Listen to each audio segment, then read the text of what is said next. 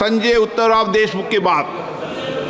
9 अध्यक्ष संजय महोदय, उत्तमराव देशमुख। अध्यक्ष महोदय, माझा मतदारसंघ यवतमाळ वाशिम जो महाराष्ट्राचा विदर्भ भागामध्ये आहे, या भागामध्ये कापूस आणि सोयाबीन उत्पादनासाठी ओळखला जातो।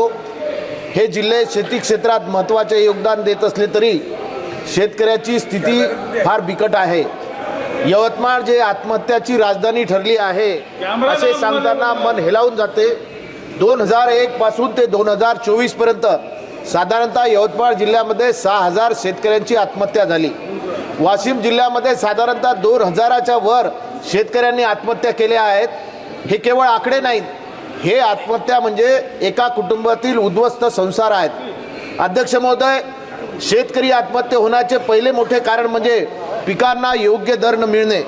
3 वर्षापूर्वी कापसाला 10,000 रुपये प्रति क्विंटल कापसाला भाव होता, सोयाबीनला 8,000 रुपये क्विंटल भाव होता, परंतु आज 7,000 रुपयांनी कापूस कोणी घ्यायला तयार नाही।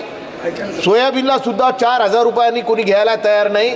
अशी शेतकऱ्याची अवस्था या ठिकाणी निर्माण झालेली आहे। शेतकऱ्यावर कर्ज वाढत आहे आणि त्यांच्यावर आर्थिक ताण या ठिकाणी वाढत आहे। अध्यक्ष महोदय, दुसरं कारण म्हणजे विदर्भातील पिकावर आधारित उद्योगाचा अभाव। विदर्भ आणि कापसाचा मोठा उत्पादक आहे, पण येथे कापूस प्रक्रिया उद्योग नाहीत, कापसाला योग्य बाजारपेठ उपलब्ध होत नाही, त्यामुळे शेतकऱ्यांच्या या उत्पादनाला